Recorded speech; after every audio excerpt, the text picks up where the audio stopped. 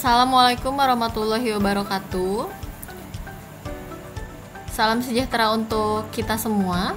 Perkenalkan, sebelumnya kami dari kelompok 5 yang beranggotakan pertama Jai Solihin, 2 Foni Widyastuti, 3 Agustin Mardalena, 4 Siti Munawaroh, 5 Media Ardianti, dan 6 Keti Zahir.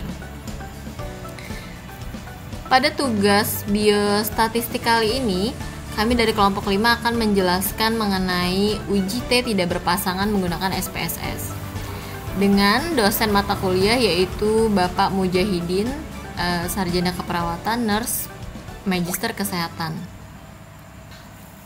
Yang pertama yang harus kita ketahui adalah konsep dasar dari uji T tidak berpasangan itu. Jadi uji T tidak berpasangan adalah suatu prosedur statistik yang digunakan untuk membandingkan rata-rata dari dua kelompok yang independen atau tidak terkait.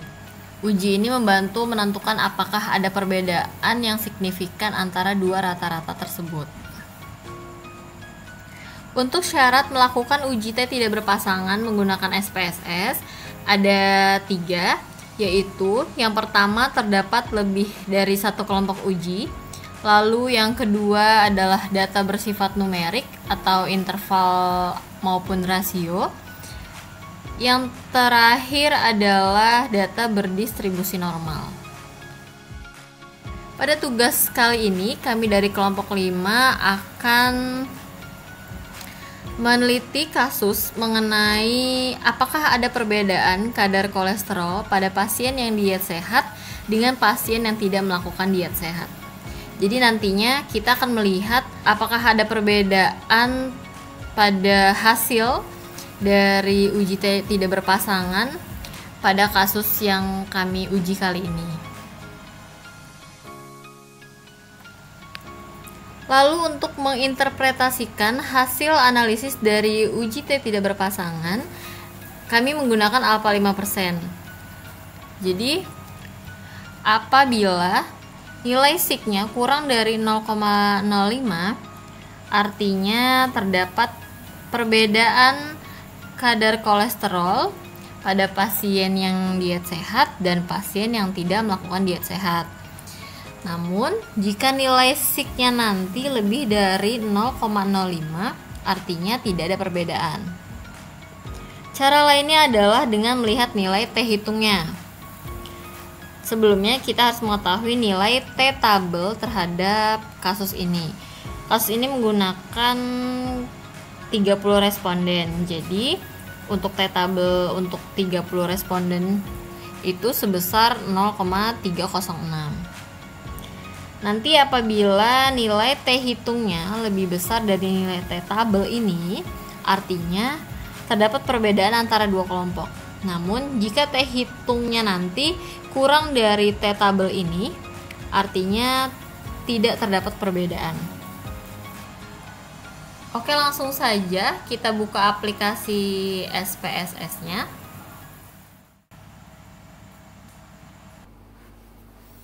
Oke, ini adalah tampilan dari aplikasi SPSS-nya.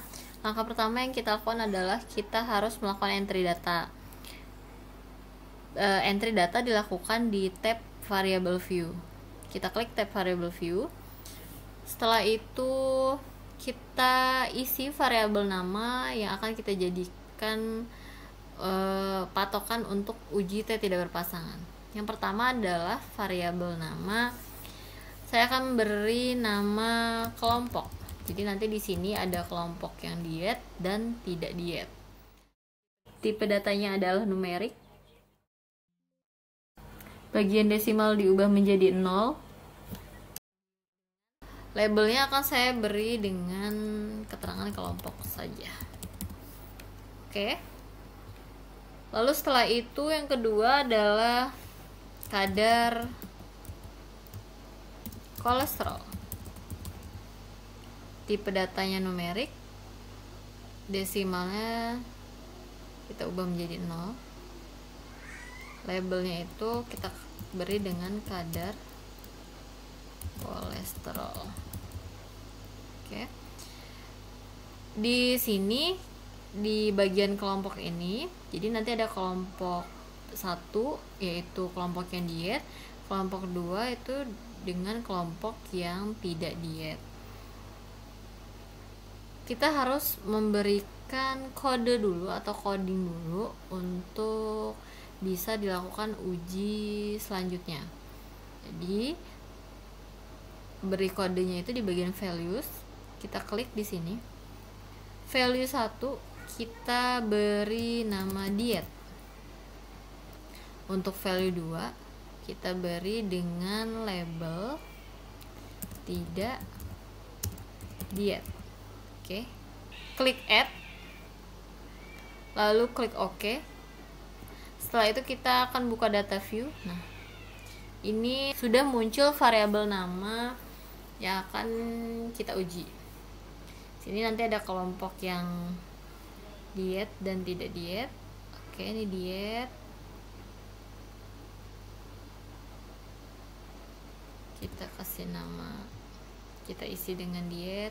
Jadi nanti kelompok pasien atau responden 1 sampai 30 kita beri kelompok diet, pasien 31 sampai 60 masuk di kelompok tidak diet.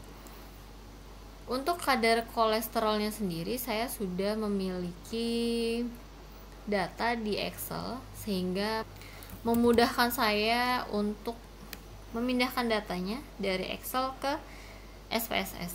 Caranya tinggal kita copy saja, kita blok terlebih dahulu, kita copy lalu kita pindahkan ke aplikasi SPSS yang di bagian sini. Oke. Kita lihat apakah benar sampai responden ke 60. Oke, sudah benar ya. Tinggal kita isi dengan kelompok diet atau tidak diet. Oke. Kita isi terlebih dahulu.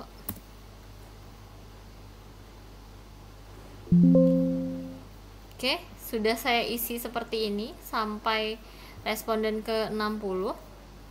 Selanjutnya adalah kita akan melakukan uji T tidak berpasangan. Langkah pertama yang kita lakukan adalah kita klik analyze ini. Klik analyze lalu pilih compare means, lalu pilih independent sample t-test. Kemudian terdapat 2 kolom. Untuk kolom pertama adalah kelompok responden, lalu kelompok responden dan kadar kolesterol, lalu kolom kedua adalah tes variabel dan grouping variabel. Langkah pertama adalah kadar kolesterol ini kita masukkan di tes variabel. Untuk kelompok responden kita masukkan di grouping variabel. Sebelumnya kita harus mendefinisikan grupnya terlebih dahulu. Grup 1 kita beri angka 1, grup 2 kita beri angka 2. Setelah itu kita klik continue, lalu klik OK. Maka akan muncul nilai output sebagai berikut. Jadi di sini ada tabel grup statistik, lalu ada tabel independent sample test. Pada bagian tabel di sini yang perlu kita lihat ada tabel independent sample testnya. Karena kita melakukan uji T tidak berpasangan, maka yang kita lihat adalah hasil di bagian t-test for equality of means. Oke. Ini ya, bagian ini dari T sampai dengan sini. Sebelumnya sudah saya sampaikan bahwa interpretasi dengan melihat nilai sig-nya. Ini adalah nilai sig-nya. Dan yang kedua adalah kita melihat nilai T hitungnya. Ini adalah kolom untuk nilai T hitungnya.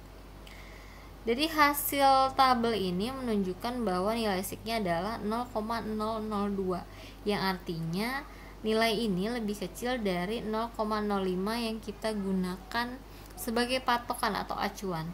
Sehingga dapat disimpulkan terdapat perbedaan antara pasien atau responden yang melakukan diet dan tidak diet terhadap hasil dari kolesterolnya. Oke, lalu cara kedua kita dapat melihat nilai T hitungnya.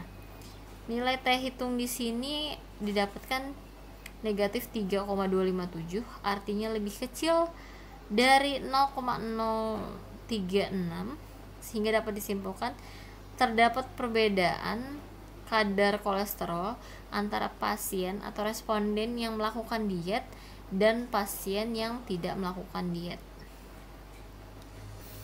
Oke, dari hasil uji T tidak berpasangan menggunakan SPSS tadi sudah didapat nilai SIK dan nilai T-nya, sehingga dapat disimpulkan bahwa terdapat perbedaan kadar kolesterol pada pasien yang diet sehat dengan pasien yang tidak melakukan diet sehat. Baiklah teman-teman, cukup sekian penjelasan dari kami kelompok 5. Semoga video ini bermanfaat untuk kita semua. Maaf apabila ada kesalahan dan dalam penulisan atau penuturan dari saya sebagai perwakilan kelompok 5. Saya akhiri, wassalamualaikum warahmatullahi wabarakatuh.